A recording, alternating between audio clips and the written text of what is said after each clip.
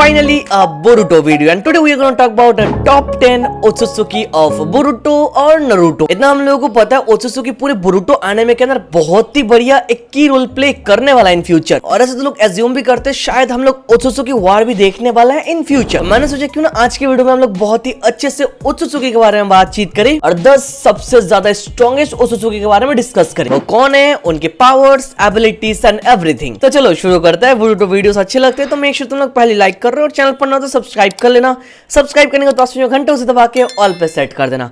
अगर already subscribe करके रखा है तो अरिगातो गोजाइमासु। ओत्सुत्सुकी क्लैन बहुत ही ज्यादा पावरफुल और ये क्लैन एक एंशिएंट रेस का पार्ट है पूरे नारुतो एंड बोरुटो सीरीज के अंदर। नारुतो बोरुटो एनिमे के अंदर जितने कैरेक्टर जो एबिलिटीज को यूज करता है उनको यूज करने के लिए उनको वो मिस्टिकल पावर चाहिए जिसको बोला जाता है चाक्रा। तो इस चाक्रा के साथ डायरेक्ट कनेक्शन है ओत्सुत्सुकी क्लैन के साथ। We can say they are the centre to the lore of the series. Basically इतना हम लोगों को पता है ओत्सुत्सुकी क्लैन अलग डायमेंशन से बिलोंग करता है and they are responsible for spreading chakra throughout the entire world. अब पूरी दुनिया में चाक्रा को स्प्रेड करने के लिए वो लोग क्या करते हैं, गॉड ट्री को प्लान करता है जो एक प्लेनेट का पूरा एनर्जी अपनी तरफ खींच लेता है और प्रोड्यूस करता है एक चाक्रा फ्रूट। और इतना हम लोग को ऑलरेडी पता है जो ओत्सुत्सुकी के बंदा है ये चाक्रा फ्रूट को वो लोग कंज्यूम करता है और इसके बदले उनको मिलता है इमेंस पावर एंड बहुत ही ज्यादा लाइफ स्पैन। और हमको पता है द फर्स्ट एवर ओत्सुत्सुकी जो हमारे सामने इंट्रोड्यूस किया दैट वाज कागुया। ये Kaguya Otsutsuki was the first member of the clan to come to earth. उसने अर्थ में आके गॉड ट्री से चाक्रा फ्रूट को खाया था जिसकी वजह से हमारे अर्थ में चाक्रा आना स्टार्ट हुआ, मतलब चाक्रा स्प्रेड होना शुरू हुआ। इससे पहले किसी के पास कोई चाक्रा अर्थ पर नहीं था। और आगे हमको पता है कागुया के पावर को उसके दो बेटे ने इनहेरिट किया है, हामुरा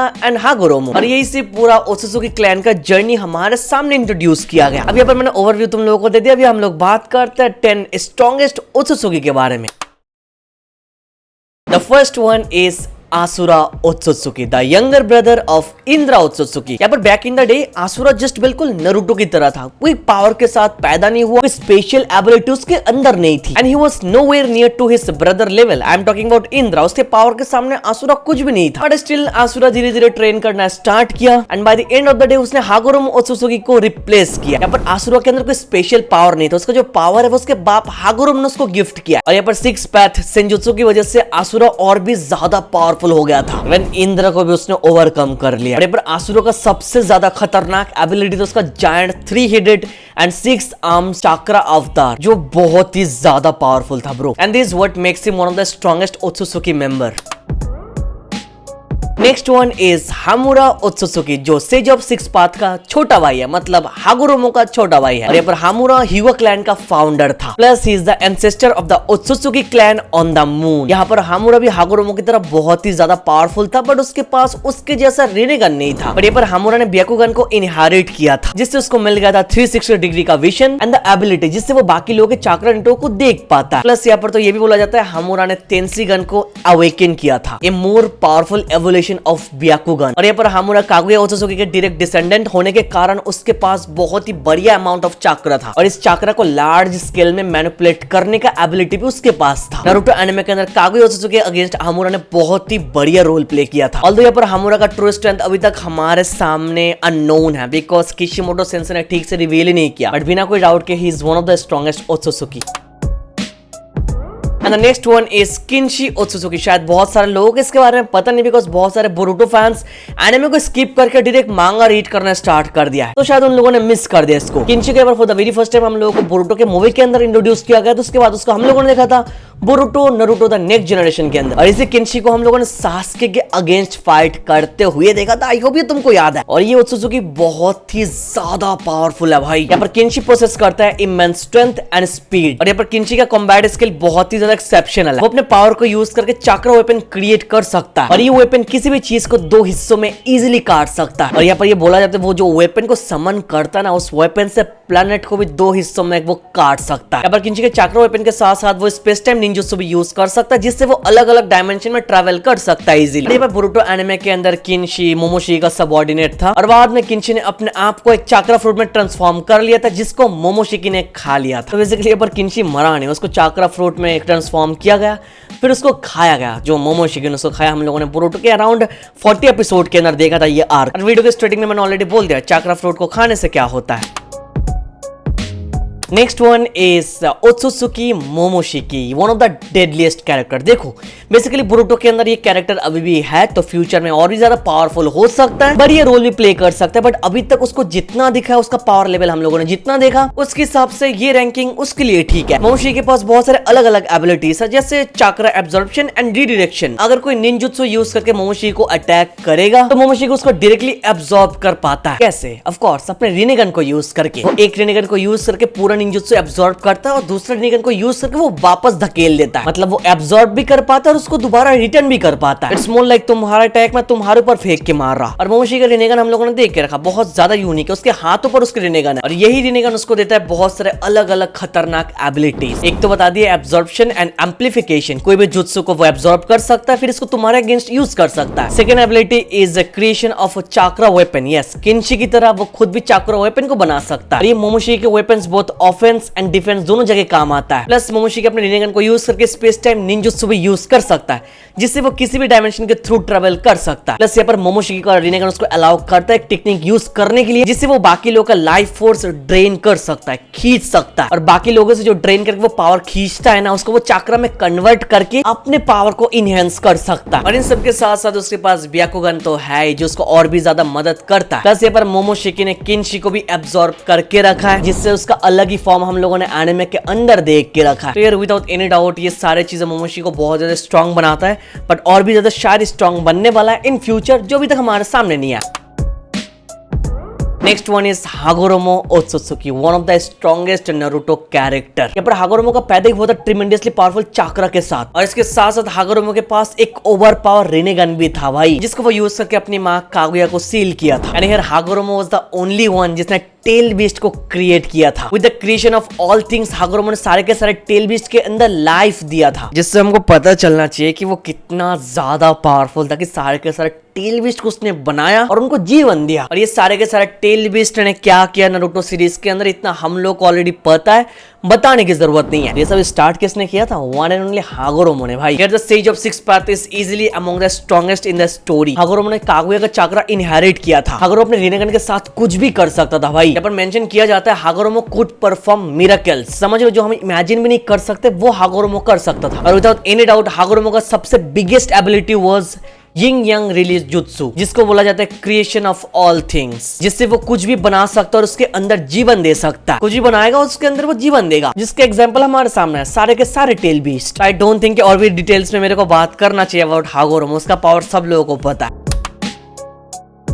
next one is Kaguya Otsutsuki, the first ever Otsutsuki to come to the earth. मुझे पता है सारे नारुतो फैंस को ऑलरेडी उसके एबिलिटीज के बारे में पता है, बट स्टिल जिन लोगों को याद नहीं है, मैं उन लोगों को थोड़ा याद दिला देता हूँ हाउ पावरफुल कागुया वाज। तो सब लोगों को पता है Kaguya had Byakugan which grant her 360 degree vision. इसके साथ कागुया के पास थी चाक्रा परसेप्शन, जिससे वो बाकी लोगों का चाक्रा का फ्लो देख पाती थी। And the next thing Kaguya had is Rinne Sharingan, जिससे वो इन्फिनिट सुक्योमी को यूज कर पाती थी, और ये पूरी दुनिया को एक सपने में सुला सकता है, ये तुम लोगों को ऑलरेडी पता है। और ये पावरफुल एबिलिटी सब लोग को उसका स्लेव बनने में मजबूर कर सकता है। और यहाँ पर कागुया अपने रिने शारिंगन को यूज करके आमिनो मिनाना का यूज कर सकती है। हाँ भाई, ये आमिनो मिनाना का वही टेक्निक है जिससे कागुया अपने आप को और बाकी लोगों को एक साथ अलग अलग डायमेंशन में टेलीपोर्ट कर सकती है। इससे वो दुनिया के किसी भी जगह इमीडिएटली टेलीपोर्ट लोगों को करवा सकती है, और वो भी कर सकती है, और वो कहीं से भी अटैक कर सकती है, जो ऑलरेडी हम लोगों ने नारुतो शिपुडेन के लास्ट में देख के रखा है। और यही रिने शारिंगन कागुया को अलाउ करता है युमोत्सु हिरासाका यूज करने के लिए। ये एक स्पेस टाइम निंजुत्सु है जिससे कागुया किसी भी डायमेंशन में पोर्टल ओपन कर सकती है और किसी भी एंगल से अटैक कर सकती है। और ये भी हम लोगों ने नारुतो शिपुडेन के अंदर यूज करते हुए देखा था। प्लस ये सारे एबिलिटी को छोड़ के भी कागुया हैज चाक्रा एब्जॉर्प्शन, किसी से भी चाक्रा एब्जॉर्ब कर सकती है easily. Plus here Kaguya has true seeking ball, जिससे वो किसी भी निंजुत्सु को मिटा सकती है। प्लस ये सारे एबिलिटी को छोड़ के भी कागुया के पास नेचर ट्रांसफॉर्मेशन है। आई डोंट थिंक यहाँ पर उसके रीजनरेशन एबिलिटी के बारे में मेरे को बताना पड़ेगा। Shippuden fans you know it right. And here Kaguya's another ability is immortality। God tree से चाक्रा फ्रूट खाने के बाद कागुया possesses near immortality, जिससे बाकी जो कैरेक्टर्स है वो लोग उनको मार ही नहीं सकते। ये उन लोगों के नियरली इम्पॉसिबल है, जिसके कारण हम लोगों ने देखा कागुया को मारा नहीं गया, उसको सील किया गया राइट। और स्टिल कुछ लोग तो उसके रिटर्न का भी वेट कर रहा है।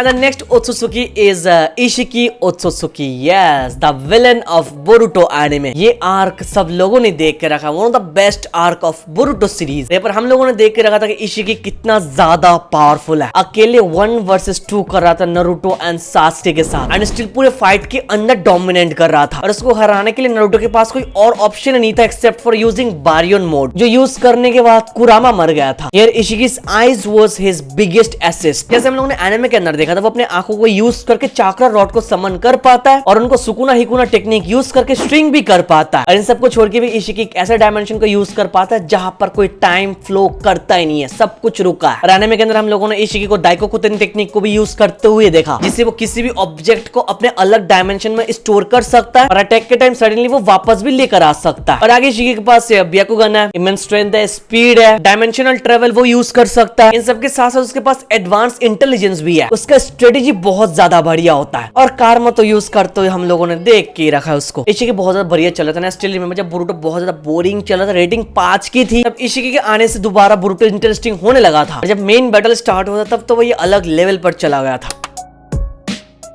Next one is Kawaki Otsutsuki. यहाँ पर कवाकी तो नेशनल बॉर्न ओत्सुत्सुकी नहीं है, हमको पता है वो नॉर्मल इंसान था, फिर जिगेन आया, उसके अंदर कार्मा को इंस्क्राइब्ड किया, फिर आगे जाके कवाकी अपने अंदर ओत्सुत्सुकी का डीएनए रिसीव किया। आई डोंट थिंक मुझे कवाकी के एबिलिटीज को एक्सप्लेन करना पड़ेगा, बिकॉज सब लोग को ऑलरेडी पता है इशिकी के पास जितने एबिलिटीज है वो सारे के सारे एबिलिटीज कवाकी के पास है, जो कवाकी को इंडिविजुअली बहुत ही ज्यादा पावरफुल बना देता है already. Plus undoubtedly one of the strongest ability जो कवाकी होल्ड करता है दैट इज डोजोत्सु, जो अभी तक हमारे सामने ठीक से एक्सप्लेन किया नहीं गया। यहाँ पर कवाकी डोजोत्सु से अपना बहुत पावर सुकुना हिकुना एंड दाइकोकुतेन दोनों को बहुत ही अच्छे से यूटिलाइज कर पाता है। और जैसे सारे के सारे इशिकी के पावर के एक्सेस कवाकी के पास है, तो कवाकी अलग डायमेंशन क्रिएट कर पाता है जहां पर कोई टाइम फ्लो नहीं करता, जहां पर कवाकी ने नारुतो और हिनाटा को भेज के रखा है। शायद टाइम स्क्रिप्ट के चलते कवाकी ने कुछ और भी पावर अनलॉक किया, जिसके बारे में शायद हम लोग को पता नहीं, तो आगे रिवील होगा तो मैं जरूर बात करूंगा उसके बारे में।